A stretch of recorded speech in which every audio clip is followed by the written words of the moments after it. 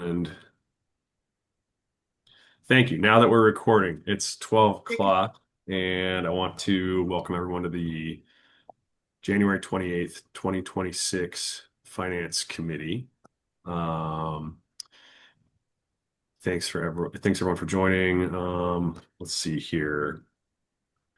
I first want to set the tone here, and thanks, Aaron. Thanks a lot for stepping up as the general manager, interim general manager, and I hope that this feels like a collaborative approach to finances in general. And I know that you share tools with the city as far as reporting and financial record keeping.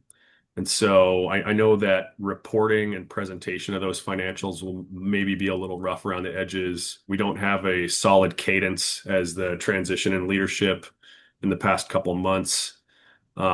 So it'd be good moving forward with these finance committees to just set the tone. I want to have a really structured meeting here. And with that said, I'll take a roll call. We have finance committee members Jim Calvin and Brandon Cullum present, as well as myself, Thor Linstam. We're joined by Marissa and Aaron representing the Mountain. Aaron Lupro is the interim general manager, and it looks like Wayne Stevens is the only other board member present. Just a Um, hanger-oner. yeah, thanks, Wayne. And we appreciate public engagement, although we don't actually have a place during this meeting on the agenda for public engagement. Thanks for joining us virtually. So that's the roll call. Um, I would like to approve the agenda. Or I will make a motion to approve the agenda for the January 28th Eaglecrest Board of Directors Finance Committee meeting and ask for unanimous consent. Thanks. And seeing no dissent, we have unanimous consent. With that said, I will mention that there is an updated agenda online there. If you are looking at your agenda, it should be 10 pages. There was a recent addition, a 10th page was added, and that's going to be a presentation from Jim with a little bit of forecasting and big picture topic for discussion. That will take place during the budget review and analysis topic. So, So, oh yeah. Thor, I'm sorry to interrupt. I apologize. I should have brought this up before we approved the agenda, but I was looking at the notes real quick, and I was reading through the kind of the summary or the binder that Marissa provided by way of, I think, and that Wayne signed off Mhm. on recently. And it said that unless it's a work meeting, we have to have public comment. And I don't Oh, know if if this qualifies as a work meeting or if we would require public comment. And Wayne, you put that together. You're pretty versed in that stuff. Does this qualify as a work meeting or some other mechanism that we can not have public comment? I am not a legal eagle beagle by any stretch of the imagination, but committees are typically considered work sessions, work Okay. meetings. Um, and they are noticed, but I don't believe, not unlike the committee of the whole, it's a committee, and there was not public testimony at the committee of the whole meeting. So um, I won't go to jail over it, but but I will say that this is, in my opinion, is considered a work meeting, and public comment is not required at this moment. Okay, that's great logic. Sorry for the interruption. I can subscribe Nope. to that. And my apologies, Thor. no, that's appreciated. And this is my first meeting as the chair of the finance committee. So if you do have comments about that, please send me an email. I'm happy to consider and make changes moving forward. So let's move into our first topic, and that is presentation of finance. And and another interruption. There's Yeah, go ahead, Wayne. in the chat bar. There's a note from Sean, who's joined and is looking for Marissa's help to keep him muted because he's just on his phone out in the field. Got that. Perfect. I'll make sure Sean stays muted. Thanks for joining, Sean. Also, Kevin, I see you there. Thanks for joining as well. We've approved the agenda, and we're going to move into presentation of financials. So Aaron, I don't want to put you on the spot, but I'm hoping that you would be able to walk us through our year-to-date numbers, and I'm happy to jump in to say the word. Okay.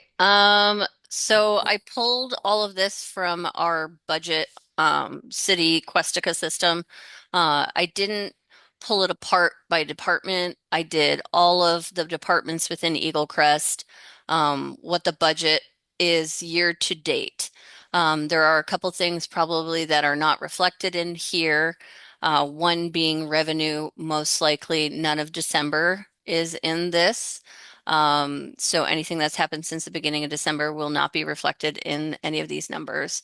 Um, and some of the expenses are definitely not in here. So some of you might remember that for expense wise, we have a credit card lag within the city, so it takes time for that to catch up.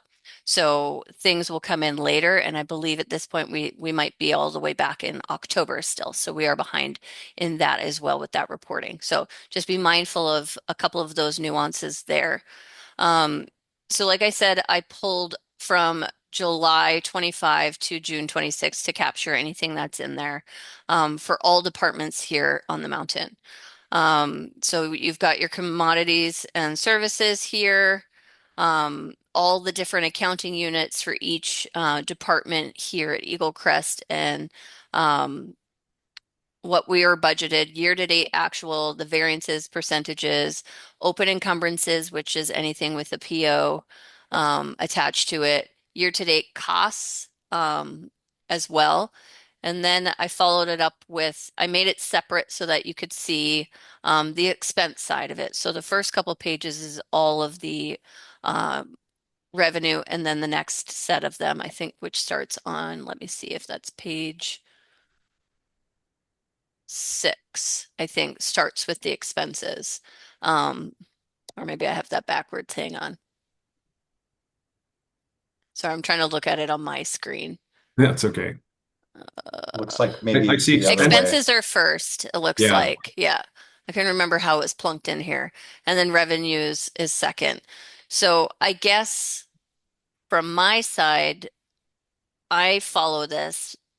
I want to know where the board has questions on why the numbers look the way they do, or where we're going, I guess. I don't really have full direction on what your expectations are, but this is what I could pull together for you this week. Thanks, Aaron. Any members of the finance committee can ask questions. Brandon, go ahead. Hi, Aaron. I think I'm I'm more immediately interested in where you think we should be paying attention. I mean, I certainly have questions, and some of it's solved with some structural changes, I think, in the reporting. But I'm curious what story you see in the financials and what part of that story is important for us to know. I think the best part of the story is we have been spending a lot of time and energy on maintenance. So if I was to break this down um, by department, a majority of a lot of the costs that we have here will be in the mountain maintenance department or in the lift maintenance department. And as I said, this is all of the departments. So I think paying attention to the costs of contractual services. That's a big one. Let me see what else we got here. Um, Equipment rentals is not that large across the board. I think some of the things have not hit. Um, and then fleet reserve hasn't changed yet because that hasn't been, the snowcat hasn't been paid for, things like that that haven't come out of here yet. Then we've got other big ones that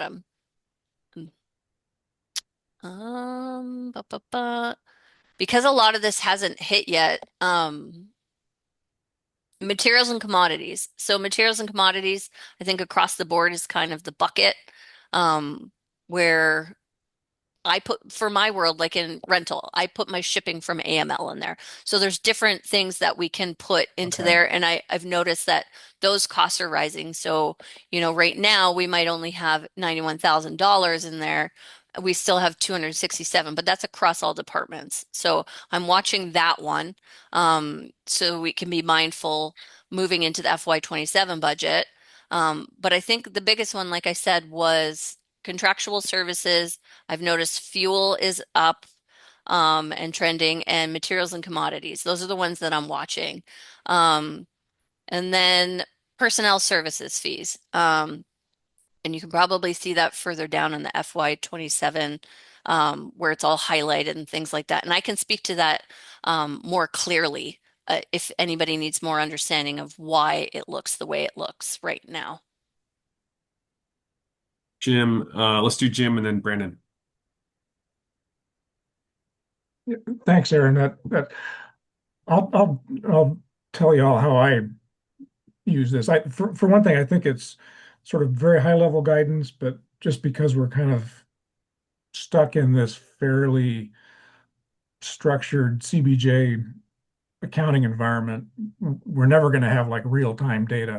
I mean, Aaron, the best we could have would be like 2 weeks out, right? I mean, we're kind of a month out now, but best of circumstances, it's at least 2 weeks. So we don't get any sort of real time intelligence. The way I use it is mainly sort of preseason. We're watching past sales, and which is a real critical metric.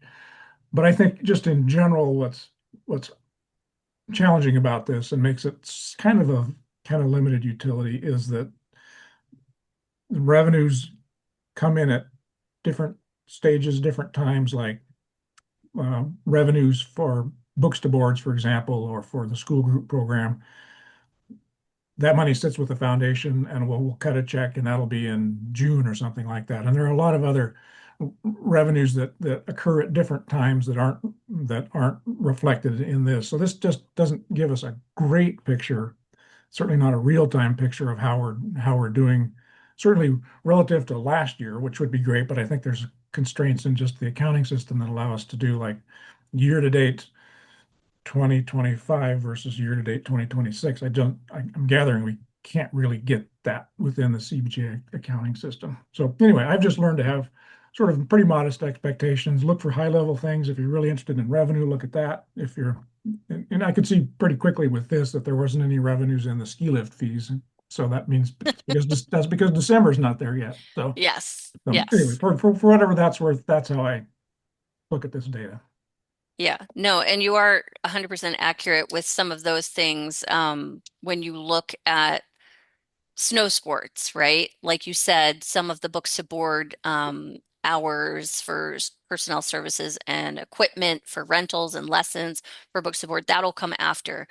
Same thing with homeschool. So everybody here understands how homeschool programs work. The kids have allotments. We confirm with the homeschool group that the kids have money and funding. We start the program knowing which pieces of that they need, if they need a lift ticket, rentals, and all that stuff. Then we submit an invoice to the homeschool. So we're already teaching the lessons for a couple weeks. Then we send the invoice off to the school. And a lot of times we don't get that check for all of the service work that we've done, all of the lessons we've taught until like April or May. So all of the work will happen and then the revenue comes later. Same thing with school groups. We've already had some here. We're still like, we've got the invoices built, they're at the school. We need to follow up and get payment. Some of those things trickle in through the season and even after the season after we close. So, Thanks, Brandon. Yeah, thanks for that. So I have a couple of follow-ups, and one was we talked in previous meetings about how we hadn't been billing like a lot of the lift work and probably some of the piston bully work to CIP, and I'm guessing that you haven't had a chance to move that over yet. But when you do, we should see a notable drop in contractual services, probably some labor and wherever the piston bully expense goes. I think that was in the neighborhood of 70. That was climbing to over 100. Is yep, that about right? And we that could is probably correct. and they'll but a lot of that, like all the water pipe stuff, is stuff that was incurred in December that probably isn't even on here yet, right? So but we should expect some movement there, I guess. And Yeah. so that's a good thing to note. And I don't know. And then just one other thing, or actually two other things. So thinking about the limitations that Jim pointed out, one of the things we had talked about in previous finance committee meetings and with Angie Flick was, so a couple of the limitations are stem from the budget structure and coding practices. And so budget structure limitations have to do with the fact that our budget is just a yearly roll up, and we don't have monthly increments or monthly budget assignments. So we can't say we can't do year to date totals. We can't compare month to budget, things like that. And that's sort of a stretch goal given, Aaron's acting status now, how busy everybody is, but it's a budget input change that would give us a lot more visibility on where we are vis-a-vis different budget targets. And then the other structural change is coding. So one of the issues we have is identifying where revenue is coming from and where expenses are going. So, and that's like a timesheet coding, a billing coding issue that we've talked about. And I'm kind of saying this for Thor's benefit to Aaron, so sorry if this is treading old ground. But this is these are things to work on,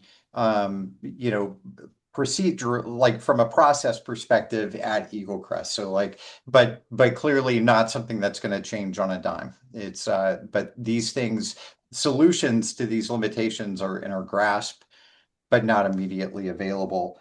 And then another question that popped into my head was you'd said that, like, for example, with the homeschool kids, revenue isn't coming in till May, so we won't see that recognized till May. And I wonder if there's an accounting option to kind of shift that to an accrual-based accounting where when we started providing the service, we could accrue that to revenue and AR, and then when they pay, it just hits the balance sheet. So we see that revenue recognized when you're providing service.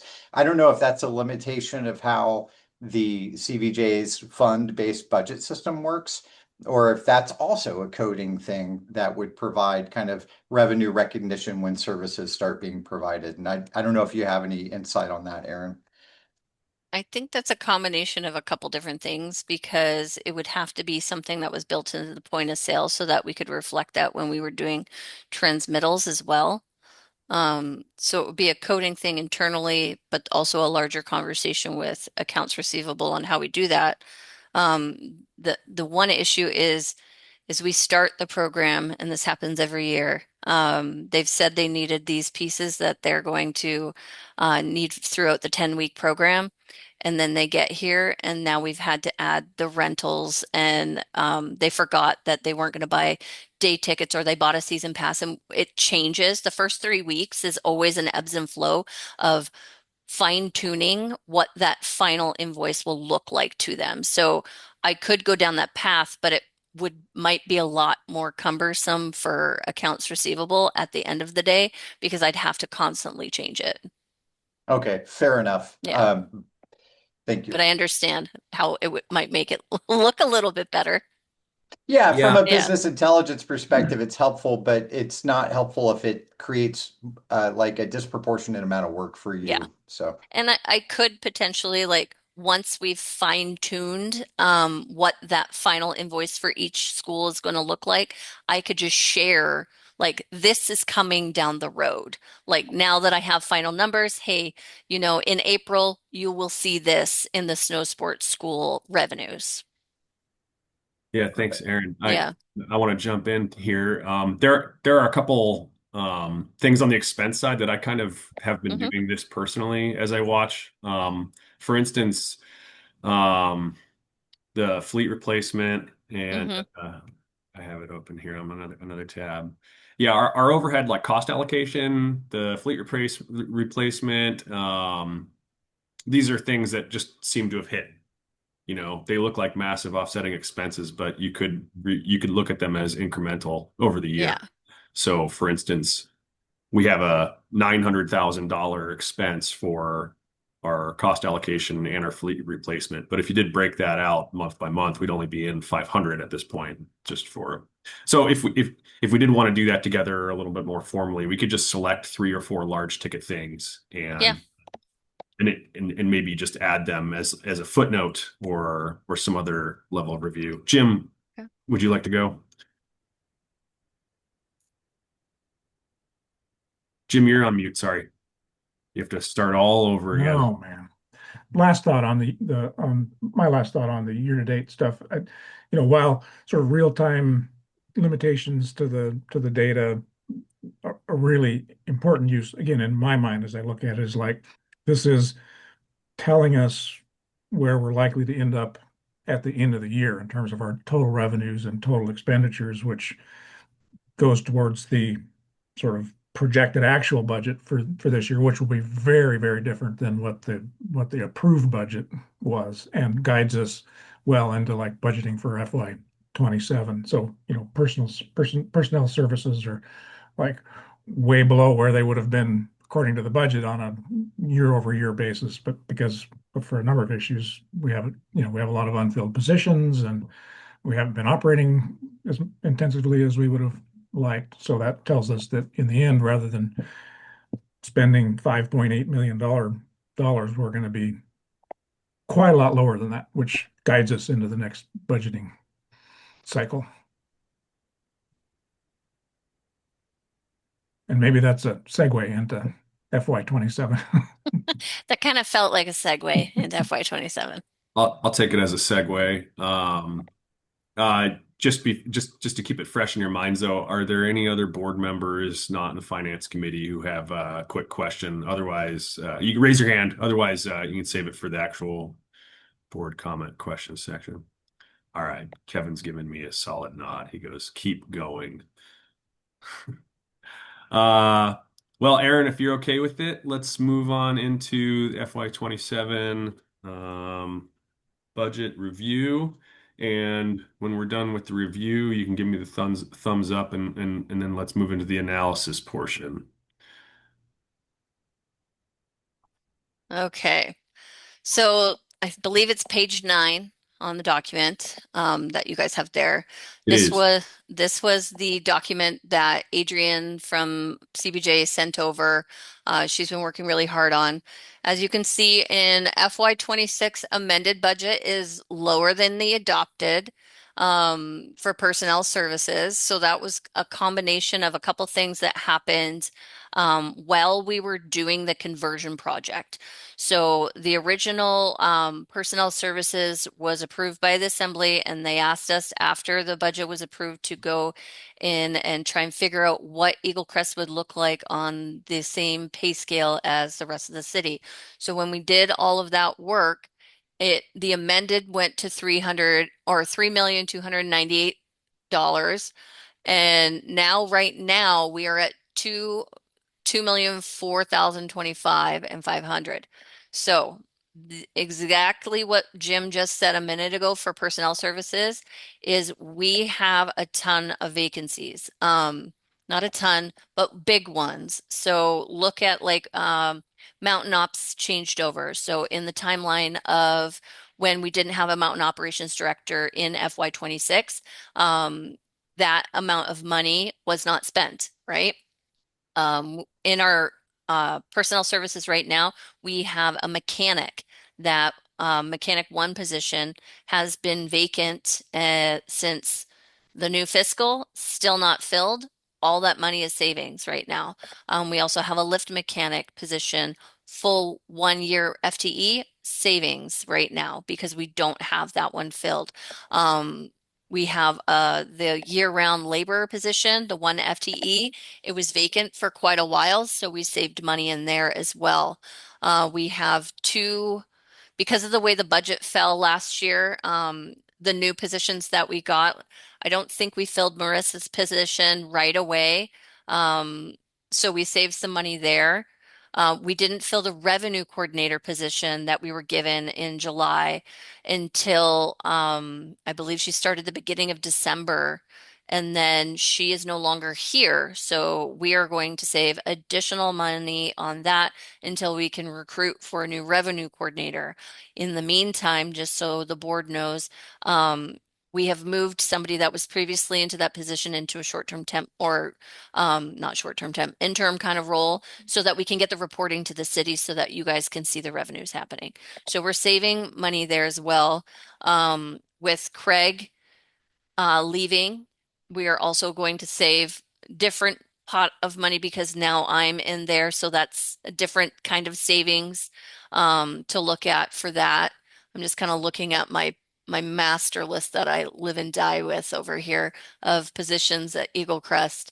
Um, we had marketing started a little bit later as well, so we saved some money there. So it's just a combination of a lot of things. The lift mechanic, we lost the lift mechanic in May, and then we didn't get the lift mechanic till like September. So there's a plethora of things that happened that are reflected in that. There's two what is it? Trail crew, like for maintenance of trails, summer maintenance trail crew workers. That didn't happen. We got the budget in July. We didn't hire that because they're positions that we have to actually create. So that will be hitting in the spring this year when we will utilize some of that money. Also in that same sentence is summer camp counselor positions for the summer kid camps. Those were created in July. We were already deep into summer camps, and summer camps were almost ending at that point.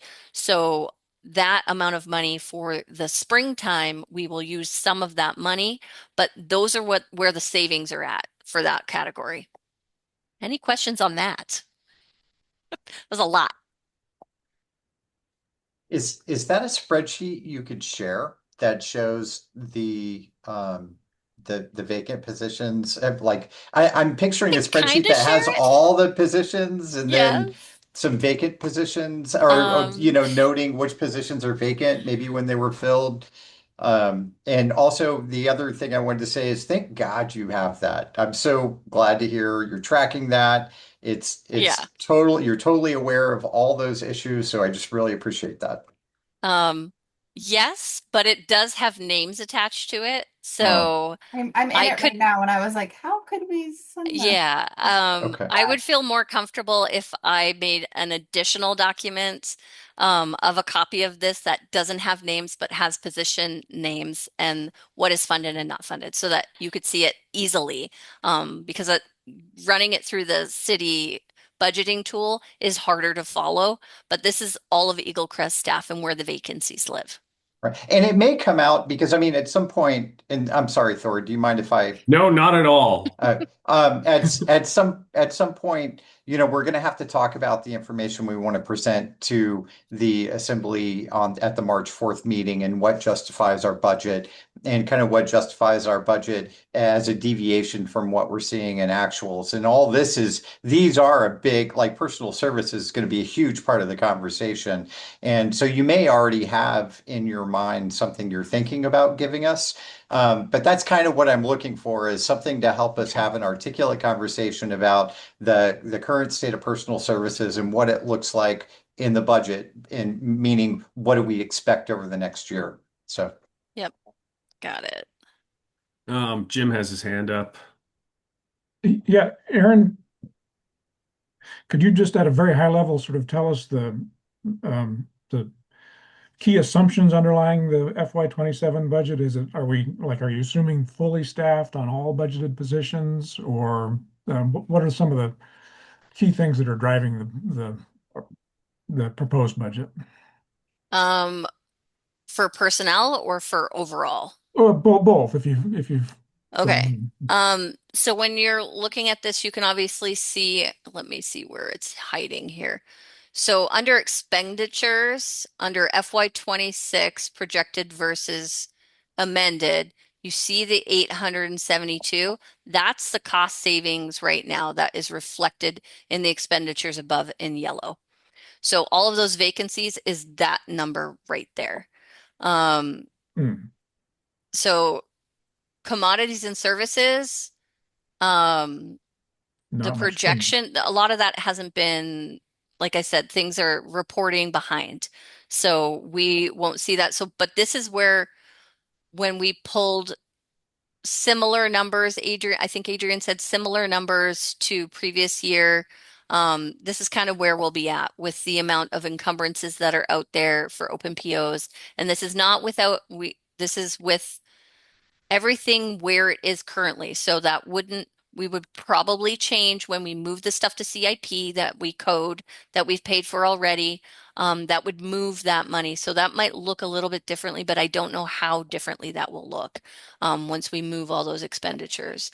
Um, the things we're not going to see any changes on is the roaded service and the general fund, right? That's going to stay the same across the board. Um, I'm just trying to look at this real quick. Yeah, and Aaron, I did the math, and it looks like we're assuming about a $200,000 increase Yeah. in operating revenue. We're at hmm 1.9 this year. We'll end up somewhere around 1.9, and we hope budget next year for 2.1, which seems like I sure hope we can increase revenues by that amount if we have Mother Nature Yeah. cooperates at all. Fingers crossed. Yeah, next meeting we should have a weather forecast item. But we all have in the back of our minds how what we want to communicate to the assembly hmm on our March 4th meeting, and I think there's some important messages here. One is that our FY27 proposed budget, as it sits now, and work in progress for sure, but it is $400,000 lower than the adopted budget for FY26. So Yeah. now we know, there's reasons for that, but it's a lower budget. I think also for the adopted FY26 budget, the um, as Assemblyman Smith said, we were given latitude to have an IOU that went up to $2.5 million, and we're actually going to be at 2 million, adding 2 million instead of 2.5. So there's some messaging here I think that's important that we want to keep in mind. Thanks, Jim. Aaron, do you have anything else that you want to add to the review of the budget as it stands? Um, I think having an understanding, and I brought this up yesterday when I was talking to Adrian, um, we have permit revenue that I just want to make sure that the board is aware that a zip line will not be operating in the remainder of FY26. So that revenue for that will not be reflected. And then Zipline will be not operating at all, we believe, in FY27. They have, just so you guys know, that revenue will not be there for permit revenue. Is it reflected in the 27 proposed now? Not in the version that you have here, but Adrian Okay. and I made adjustments yesterday, Okay. because I brought it up and just wanted to make sure that we had it on there. I think there was one more item on the overview that we have here. Under FY25 actuals, if you go down to donations and contributions, last year it says $100. Typically, every year, it's the ask from the Eaglecrest Foundation. So you see the $100,000 there across the line. That's the ask to the foundation. We did not get that last year, and I'm sure Jim can speak to what that is. But the potential ask might be a little bit higher than $100,000 for 26. And that's a conversation, but I just want to make sure that you know that's on there and why it's 100 and why the following ones are all 100,000. And I'm sure Jim can speak to that. Yeah, Jim, go ahead. Yeah, we didn't receive we putting my foundation hat on didn't receive a formal request for funds for FY25. 5. So I don't know who donated $100, but good for them. So And I think, it's just occurred to me that this committee at some point over the next couple months should have a conversation about its perspective on the wisest use of money that rests with the foundation. At the moment, we have 320,000 in endowment funds under our control. We'll get another check for 105,000 in March or April. So we'll have 400,000 by the time we receive another request from the ski area. We'll have about $400,000 to look at. We just need both this group and the foundation board needs to, I guess, maybe get together and think about what's the most strategic way to use this money. We could dump it all into the operating budget now and not really make a hill of beans difference in the big picture budgeting challenges that we have, or we can be more strategic and contribute as necessary, or we could sit on it and just wait until we really, really, really need it in a couple of years, if that might occur. So it's a conversation the ski area board and the foundation board should have together at some point here in the next month or two. Thanks, Jim. Brandon. I'm about to have to check out. Keep wanting to say dip out because I've been hanging out with my daughter. But I do. So we have a board meeting February 12th when Aaron gets back. Aaron's out of town, I think the week of the 2nd through the 6th, Aaron. Yep. And really before we have that board meeting on the 12th, we need to have the budget at a place where it can be presented to the board with minimal work and adopted, or we need to be prepared for a second special board meeting. So I would propose as one solution a subsequent working meeting like on the 11th or the 10th or somewhere in there for your consideration, Thor. And I can show up wherever and whenever for that. But so we'll want to, I think the kind of the talking points we put together for the board meeting on the 12th should probably be very similar to what we're saying in the story we want to tell about the budget when we present it to the finance committee or the group committee on the 4th, March 4th. So there's a lot of work to do between now and the 12th. And I'm sorry I can't be here for that part of the discussion, but I just would hope that that could be touched on before y'all wrap this meeting up. So. Thanks, Brandon. I agree with you. I'll start sending some flyers around to see who can be available and when. But before we lose Brandon, totally, maybe Aaron, could you lay out on your mind the next steps in the budgeting? You've got sort of fine tuning done, or what you've presented now is kind of where we are. In your mind, what are the next 3 steps to where we get to where the board has to approve something? So right now, this morning, we finished up what fleet looks like for next year. So Adrian's building that in right now. The next step is I have a meeting at the manager's office on Monday, I believe it is, to go over it with the city manager. And then I think after we do that, I'll have a better idea of what I need to share with the board. And then we can fine tune things after that and have larger conversation for, I believe, what is the March 4th meeting presentation. Trying to get all my dates right in my head. But I think in between that time of March 4th from today, there's a lot of work that we have to talk about. Should we consider a special board meeting then? Because I guess the question on the table is, do you think you can be there for the February 12th board meeting, or should we have a special board meeting to consider the budget sometime between the February 12th meeting and the March 4th joint meeting? Can I ponder that one? Okay. I don't want to give you an answer and then not be the answer that is actually going to happen. Well, appreciate that quite a bit. So thank you very much. And I'm happy to wait for the wheels to turn to a Okay. sufficient place. If that's okay with you, Thor. Yeah, absolutely. And I'll set a reminder, send a follow-up email, Aaron, Yes, tomorrow. please. Yeah.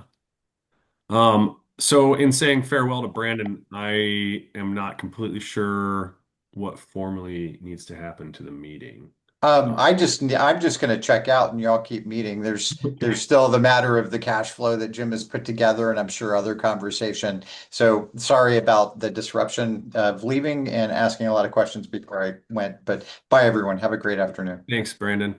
Bye, Brandon. Thank you. And Kevin, thanks for your patience. I saw your hand and I wanted to open it up to you real quick before we move on. Oh, it was just I'm not even sure if it's really relevant for this meeting. I was just wondering what happened with the zip line, and this is probably more of a planning committee question, but whether we should be trying to find something to replace that. So really, we knew that the project of the gondola, they would have to make some changes to their course. So that is part of this factor. They also, because of the uncertainty of the timeline of the construction, um, they were being mindful of what they could sell to the cruise ships. They didn't want to sell a product that wasn't a good experience because it would reflect on the other parts of their business that they have that are not in Juneau. So they are not out. They are in a pause while they reassess like what they need to do next, construction wise on their course. They've got to move things. They're not out. Okay, thanks. Yeah. Thanks, Kevin. Thanks, Aaron. Um, I think we're ready to move on to the analysis portion, short presentation from Jim. Aaron nods. Okay. All right, Jim. Oh, and Marissa, would you mind sharing the presentation Yes, one content? second. I Mm. decided I should multitask and Yeah, now no, that's I fine. need to find it Yeah, I'll fill under all the these layers and I'll fill the Well, void with talking. well, I can set the stage a little bit, Thor, if okay. Thanks, that Jim. would help. Well, the point of, I'm assuming most of you or all of you had a chance to look at this what I'm calling a hypothetical annual cash flow projection. It is hypothetical. The numbers are placeholders, but I think it's important that as we contemplate FY27 budgeting in particular, that we have sort of the longer term picture in mind so that we can understand the trajectory we're on with our winter operations and when and how gondola operations might start feeding the winter machine. So that's the purpose of this. Again, these are the I'll just start the winter expenditures. The FY26 number is right out of the budget information that Aaron sent us. So that's a legit, as well as winter operating revenues. That's our best guess of what FY26 will end up. FY27 similarly is the our projected budget as it stands now and is certainly subject to some change. FY28, 29, 30, 31, they're essentially 3% annual increases from FY27. So that's what our winter budget would look like over the next 6 years, assuming we stay on this basic same trend line that we're on now. Winter operating revenues, again, 1.9 million in FY26 is like a likely actual, still remains to be seen how we end the year, but that's a likely actual. 2.1 is what we're going to budget. The FY28 estimate of 2.5 million in operating revenues is maybe Jim's wishful thinking, but I think that, that's within the realm of the possible. That would represent the highest annual operating revenue take in our history.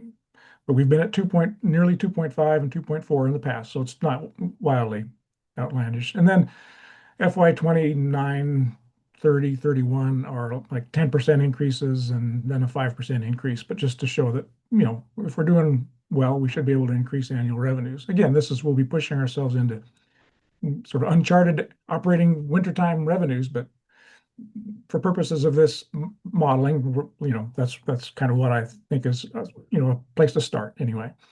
And then the winter net, that's the difference between operating revenues and expenditures. Um, and fourth line is gondola net. Of course, gondola, we keep thinking, oh, FY 2028 is gondola launch and operations. That's right, but that's only about 2 months of FY 28. So for all intents and purposes, we're not going to have any gondola revenue in FY 28. And it'll operate in May and June if everything goes according to plan and generate revenue, but we'll have a lot of startup costs that will gobble up that couple of months of revenue. So for purposes of simplicity, just assuming no gondola related revenue in FY 28. So that leaves no change in the annual operating net of our mountain recreation area. And cost recovery is there below that at 39% for FY 26, which is pretty low by our historical standards. Dipping a little bit more in FY 27, bouncing back a little bit in FY 28. Again, that's hypothetically, if we can bump our revenues up to 2.5 million and our costs are at total budget is at 6.1, then we're going to start that scratching our way back into a little bit better cost recovery territory. Now back up to the gondola net, the first year of gondola operations, first full fiscal year is FY 29. Again, placeholder numbers, 3 million in FY 29, and this is net. Obviously it's a $2 million cost to operate the thing with staffing and all of that, but the net could be 3 million again if things go according to plan and on schedule. Again, placeholder numbers. These are roughly in the neighborhood of some of numbers in Kirk Duncan's report, but more importantly, Craig Dahl and I are working hard to sharpen our pencils on those numbers. And within the next few weeks, we will have our best guesstimates of what we can expect in terms of an operating return from the gondola. But you can see if in FY 29 and we start generating revenue, then that all of a sudden turns the tide on our year-on operating picture. We get up to a 91% cost recovery, and then by FY 31, which is 5 years from now, we could be at full cost recovery. Now through this period, I've been assuming as we try to think out what's our fund balance going to be. We have to roll back in CBJ operating support. Now, the assumptions about whether this support continues, this includes $880,000 in general fund support and $50,000 in roaded service area report. So all told, it's $930,000. So I've just held that constant throughout this period. There's a policy decision about whether the city would ask us to sort of budget less general fund support as gondola revenues come in, or they would prioritize us paying down our fund balance.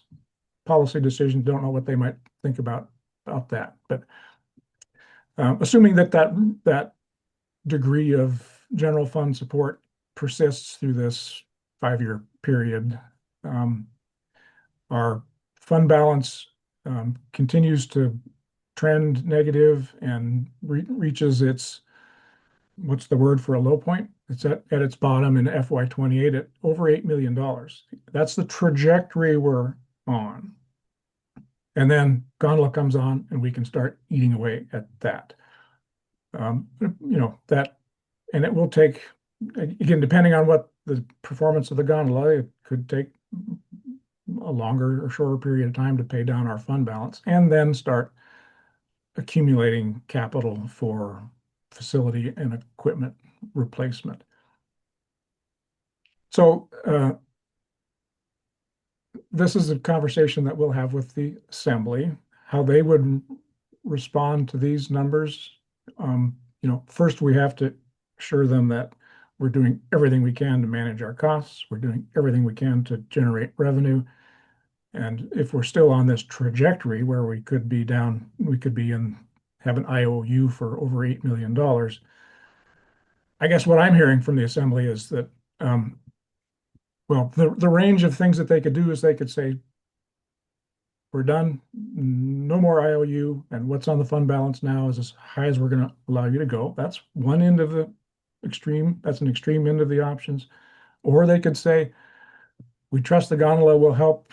Go ahead and spend what you need. Will allow the fund balance to grow, to decline to the negative 8 million, with the confidence that we'll get that paid back down eventually. I think either one of those two extreme options are equally unlikely, and we'll probably find ourselves somewhere in the middle where they could say, um, we'll allow you to go to a negative 5 million, and you can do that in 1 year, or you can do it in 3 years, but your IOU can be no greater than $5 million until gondola kicks in. Just don't know. We don't know how they might respond to this. Pretty certain from what we've heard is that status quo is not okay. The trajectory we're on generally with, over $2 million deficits in addition to our general fund support, doesn't seem like they're too keen on that. So all we can do is wait and see what their direction to us is, and meantime, do all that we can to, again, control costs, manage smartly, rebuild our revenue base, and just be absolutely as efficient as we can, so that our demands on further IOU are just as minimal as we could make them.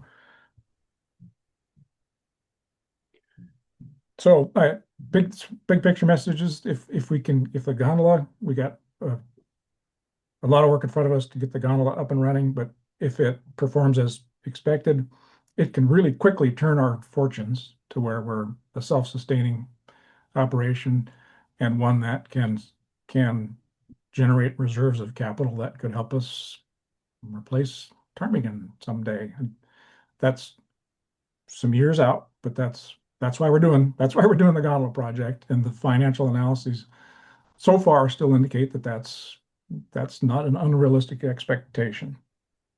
I will again say that all these numbers on the spreadsheet are placeholder, hypothetical. Don't go to the bank with them. They're just, again, trying to help us understand our basic trajectory as we go through the next few years and we move into gondola operations or some other form of summer operations. I think another high level message is we got to get summer operation revenue somehow, and we got to kick it into gear quickly, or there's going to be a fundamental reset in who we are and how we operate. Thanks, Jim. I want to throw a comment in there. When I see this sheet, I appreciate that it looks like our summer revenue could be more than our winter revenue, and that relies a lot less on snowfall. So that makes me feel a little bit more comfortable with those numbers. And I appreciate all the work that you're doing with Craig Dahl and the project management team to continue reviewing these. Aaron. I just have one question, Jim.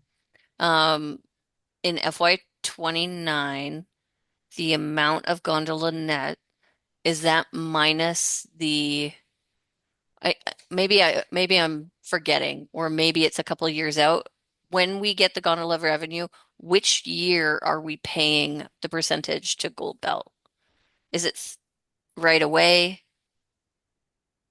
This is, well, one way to answer that is this is net of Gold Belt's take. Oh, okay. Again, as a Okay. placeholder. I might have missed that. Yeah, Okay.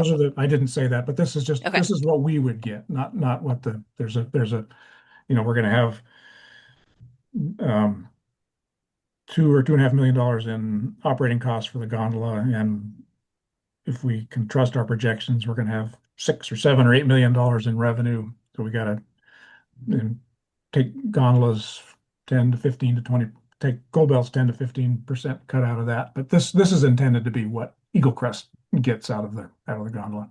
Okay. Thank you. And again, these numbers could be plus or minus $1 million or more from what they might actually be placeholders. Craig and I are working hard on drilling into these numbers and coming up with some numbers that we can have some confidence in. Is that what they refer to as Kentucky windage? That's what these are, Kentucky windage. Yes. What's we're working on will be go to the bank with, kind of. Okay, well, we are coming close to our 1 p.m. finish line here.